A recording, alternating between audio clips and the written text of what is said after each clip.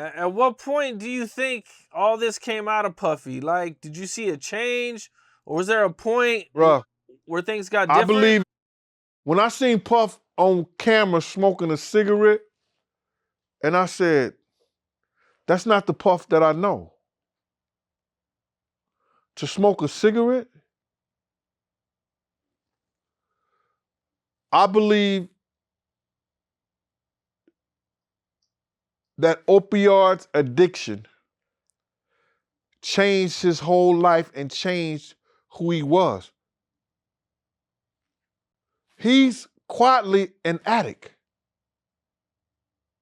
So is he responsible for some of the shit that he did? Because of his addiction, yes, he is. But it has a lot to do with drugs, bruh. And that brother might need some help. Well, do you see any legal problems coming from any of this? It's based on what they find in discovery.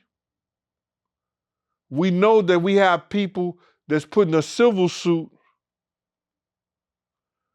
against them.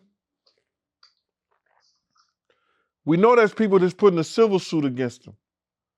But in that civil suit, if they find something criminal, then there might be a prosecutor who say, yo, listen to me. I want to bring this in. Because we could prove this. What do you think the odds are that there's an investigation into him right now? Well, I think the governor made some kind of, they passed some kind of law on the 17th of November. That's why he hurried up and made, because they've been going through this for 6 months. And it was a law being passed by Governor Holcomb that, whether you sign a non-disclosure or not, if somebody commit a crime and everything like that, you're able to come out and say something against them or tell your story, and you won't lose anything that you made an agreement to. So they passed that law, I think, on November the 17th. So he hurried up and made a settlement so we don't learn the other 32 things that Cassie had in the lawsuit. She had like 60 different things in the lawsuit. They cut it down to 38. So now we're looking at the fact that if a prosecutor come in, and even in Cassie's case, if they could find anything that's criminal that they could bring against him, they can. That trafficking was criminal. One of the most recent lawsuits that he's had, a woman claimed that she was drugged and raped in 1991. Was there ever any time where you seen some women who looked like they might have been drugged or they might have been on drugs?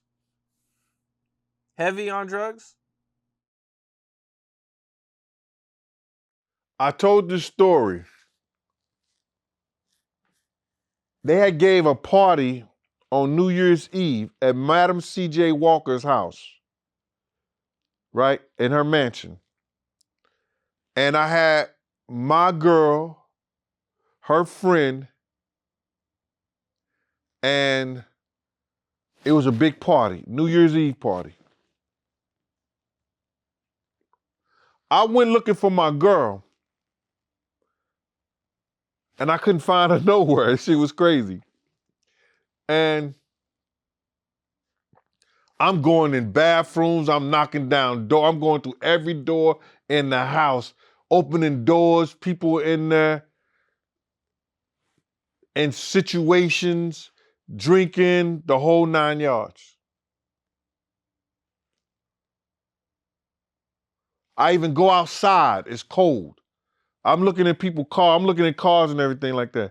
Then I finally just go to my car, and she was in there asleep with her girlfriend.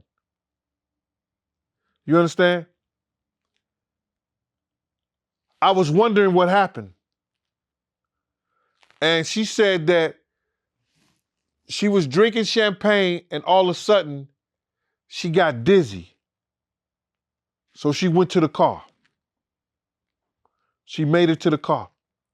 So I knew those people who was at that party, somebody had drugged the champagne or the orange juice or something. Cause my girl was in the car asleep.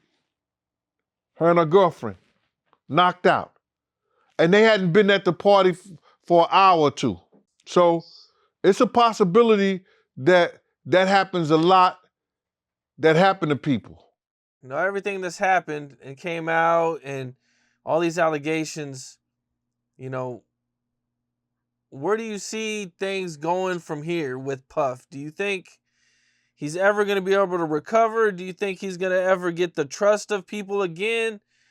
You know, a lot of people still don't believe it. A lot of people are still like, you know, riding with Puff at this time.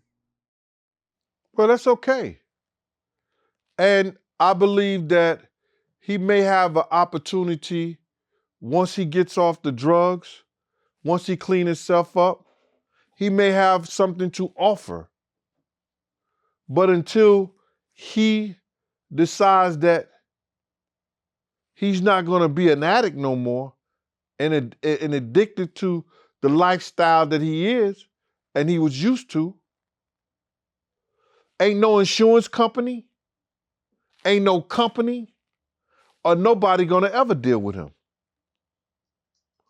Because now he's a liability. So to kind of take it back a little bit before we get out of here, you know, the night the Big passes away, Mason recently came out and said that there was a bunch of bloods outside of his hallway at the hotel.